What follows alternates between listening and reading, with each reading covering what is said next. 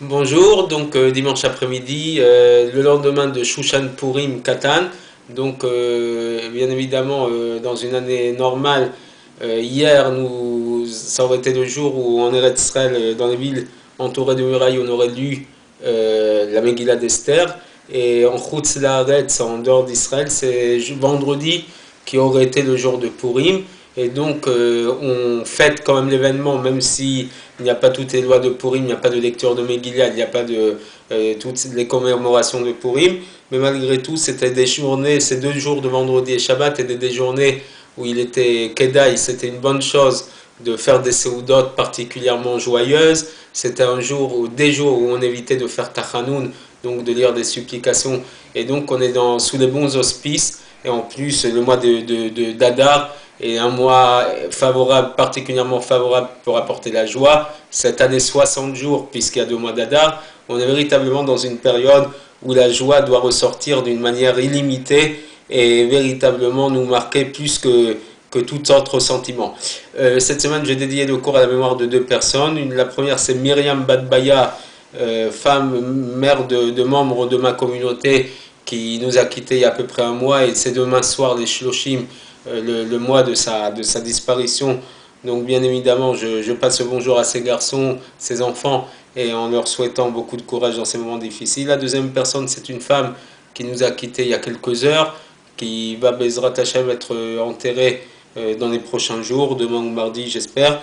Elle s'appelle Marcel Messaouda Bat-Henriette. Et donc à ses enfants, petits-enfants, et mon ami Fabien, qui est donc le messager de cette annonce, cette nouvelle, je vous souhaite à tous beaucoup de courage dans ce moment difficile.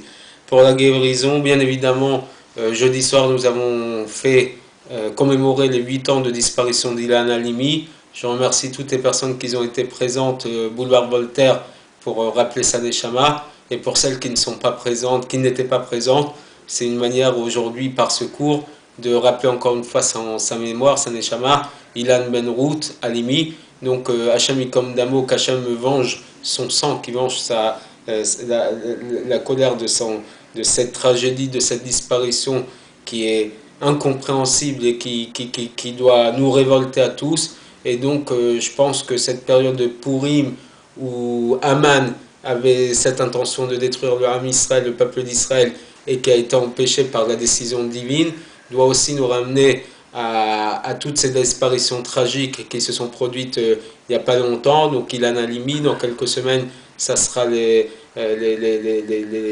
tués de Toulouse, le Rav Sandler, ses enfants et la petite Monsénégo.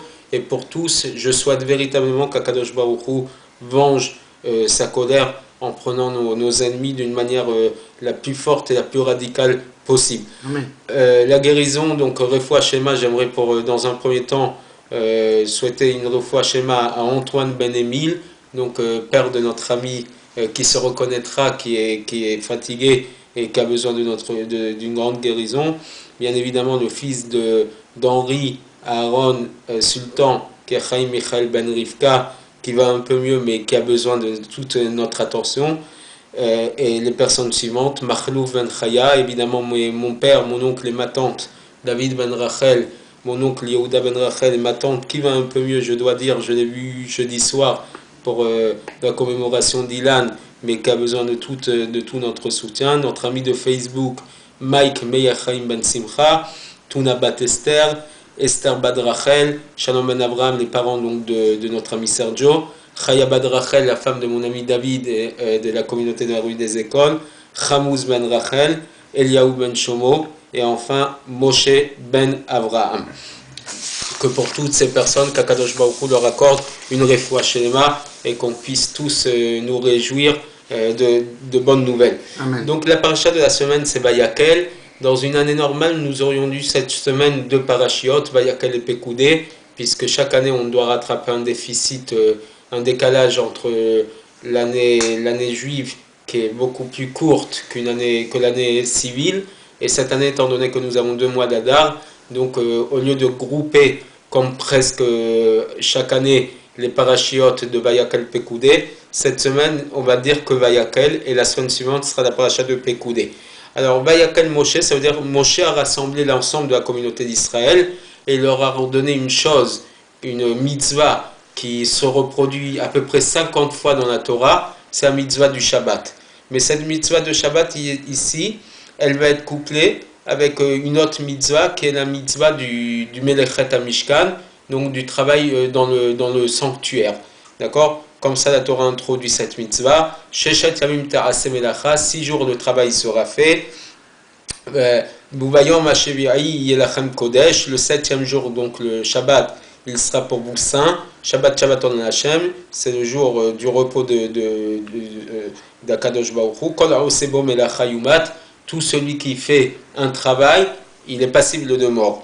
Et la mitzvah qui représente ici le Shabbat, et qui est une mitzvah qui, je dois dire, ressort souvent de par la psychologie humaine, c'est l'oteva arouesh bechol moshevotechem beyom Shabbat. Vous n'allumerez pas de feu dans toutes vos demeures le jour du Shabbat. Bien évidemment, on parle dans une période, dans une époque où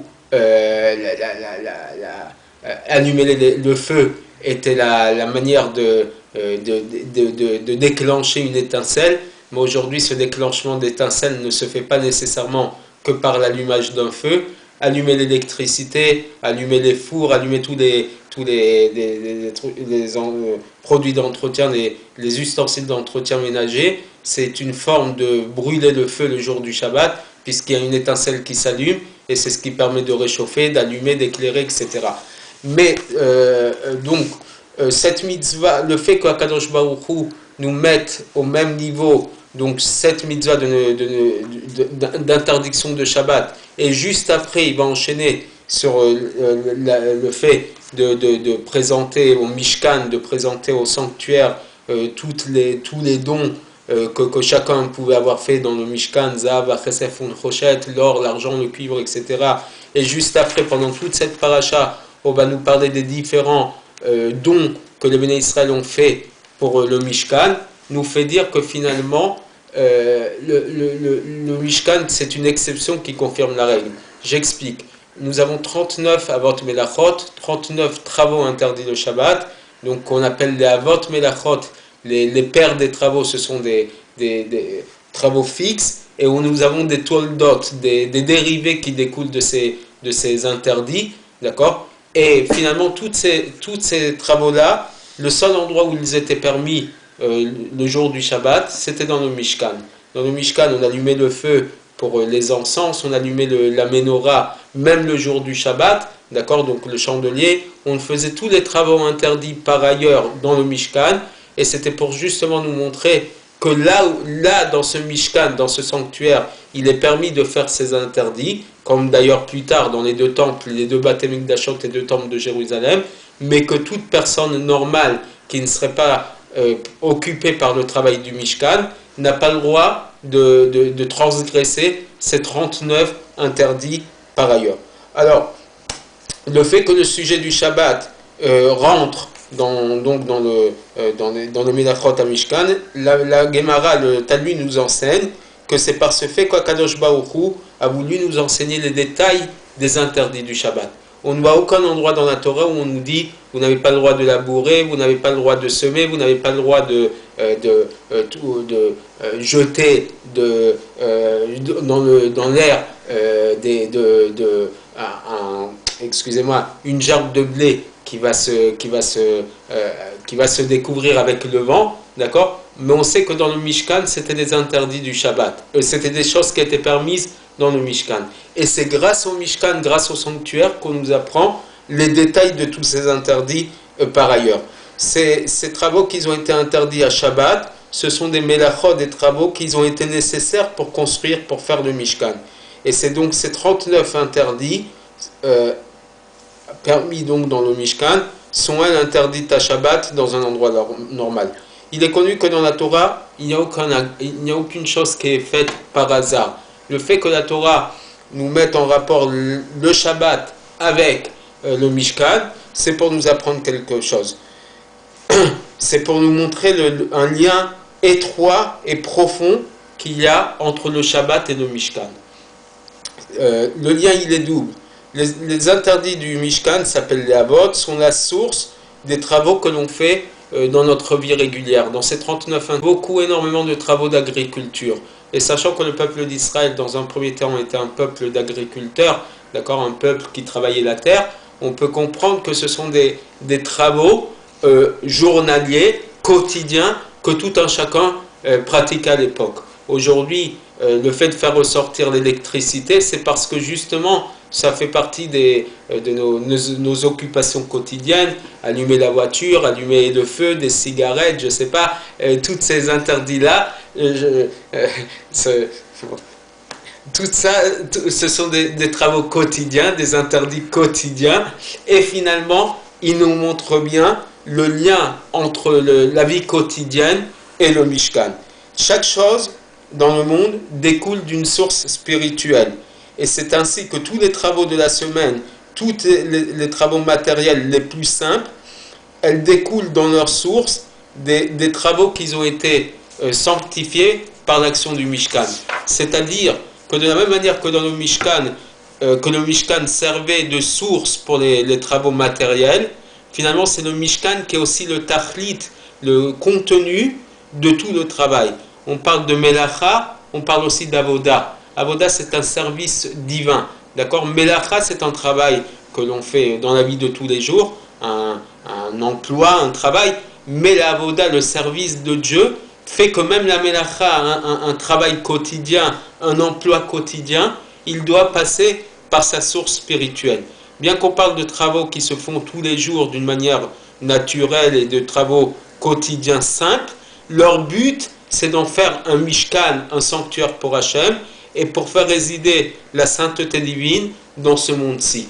Même une personne qui travaille dans les métiers les plus simples, les plus manuels, il est en mesure de comprendre que c'est pour gagner sa vie, mais qu'en gagnant sa vie et en prenant une partie de son argent, de son bien pour la Torah et les mitzvot, notamment par la mitzvah, par exemple, de Maaser, le fait de donner la dîme, un dixième de son salaire mensuel pour des œuvres saintes, pour la synagogue, et je précise qu'il est permis même d'utiliser l'argent de son Maaser pour payer les écoles, puisque actuellement les écoles juives sont assez onéreuses. Pour ceux qui n'ont pas les moyens de consacrer une somme différente, ils peuvent consacrer une partie de leur maaser pour payer les mensualités des écoles. Mais en tout cas, faire en sorte que tout l'argent, tout le travail que je fais dans ma vie quotidienne soit un keli, un réceptacle pour faire résider Akadosh Baruch Hu, Dieu, dans ce monde. Et cette chose s'exprime même dans le sujet du Shabbat. La Torah nous dit « Sheshet yamim ta'avod » 6 jours tu travailleras. Et nos sages nous disent que c'est une mitzvah positive. C'est pas que c'est un constat que 6 jours on va travailler. Il est un devoir pour tout un chacun de travailler pendant 6 jours. De manière à ce que le 7e jour on puisse se reposer, mais aussi de faire en sorte que toute ma vie soit structurée et basée sur un principe fondamental que le roi Salomon nous rapporte, qui est Adam le'amal yulad. L'homme est né pour travailler, pour se fatiguer, pour acquérir un labeur. Et c'est pour ça que les jours où on a le droit de travailler, on diminue les prières, la lecture de la Torah, d'accord, on ne sort le Sefer Torah que les lundis et jeudis parce que c'était des jours de marché, mais on ne sort pas tous les jours des Sefer Torah, les prières sont plus courtes, justement les jours où il n'y a pas de Sefer Torah, puisque les Tachanunim, les supplications sont raccourcies dans ces jours-là, et donc c'est trier un peu moins de temps, mais pour que justement le reste du temps on le consacre au travail, parce que le travail lui-même est une mitzvah. Et c'est par ce travail-là que l'homme fait que toute sa vie à lui soit un mishkan, un sanctuaire pour Dieu. Et ça, c'est le but de la vie sur cette terre. Combien de grands tzadikim connaît-on de l'époque de la Mishnah notamment, qui faisaient les métiers les plus salissants? Il y avait des goudronniers, il y avait des cordonniers, il y avait des gens qui malgré leur grandeur spirituelle de très grande qualité, avaient des travaux manuels qui les fatiguaient. Pourquoi? Parce que justement, la Torah ne marche qu'avec le travail. Bon, nous aujourd'hui, nous avons la chance de pouvoir être, de pouvoir vivre entre guillemets de notre Torah, puisque les rabbins vivent beaucoup leur occupation spirituelle, de leur transmission. Mais finalement, aujourd'hui, c'est un nouveau mode de fonctionnement. Mais les grands de certaines époques faisaient des travaux manuels. Et comment fait-on un mishkan, un sanctuaire pour Dieu, par nos travaux quotidiens? C'est ce que la Torah nous dit. Bechol derachecha daeu. Encore une fois, Shlomo Amelech, le roi Salomon, dans Michelet, le livre des Proverbes, il nous dit Bechol derachecha daeu. Dans tous tes chemins, connais Dieu. Dans tous tes actes, connais Dieu. C'est-à-dire que dans toutes tes actions, même les actions quotidiennes et les plus basiques, tu dois connaître Dieu. D'accord? Comment faire connaître Dieu même dans ces actions-là? C'est justement, même lorsque je mange, lorsque je dors, lorsque je contribue à me donner une parnassa, donc un moyen de subsistance, il faut que l'homme en fasse de tout ça une partie de son service divin, et c'est comme ça qu'il crée un mishkan, un sanctuaire dans ce monde. La différence entre le mishkan et le monde, c'est que dans le mishkan, il y avait clairement et d'une manière visible, c'était la maison de Dieu. Alors que le monde, de manière générale, il n'a que un potentiel d'être un mishkan. Ce n'est qu'un vecteur, ce n'est qu'un intermédiaire pour créer un mishkan.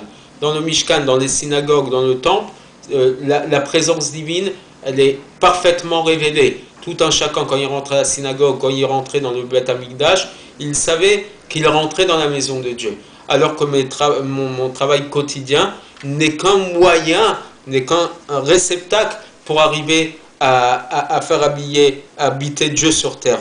Le but de l'homme, c'est d'apporter ce potentiel à une concrétisation, et c'est pour ça qu'il doit utiliser tout instant libre pour le travail, de manière à ce que dans tous tes chemins, tu connaîtras Dieu. Je terminerai juste avec un petit point qui sera aussi l'intermédiaire pour arriver à notre histoire de la semaine, puisqu'on sait qu'il y avait deux personnes qui étaient particulièrement chargées de l'architecture du Mishkan.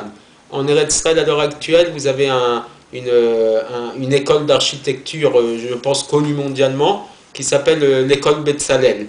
Betzalel était une personne qui appartenait à la tribu de Yehuda. Betzalel ben Uri ben Hur de la tribu de Yehuda. Et Betzalel, ça veut dire quoi? Celui qui est à l'ombre de Dieu. C'est-à-dire qu'il avait un potentiel particulièrement fort pour savoir redistribuer tous les dons pour les services divins.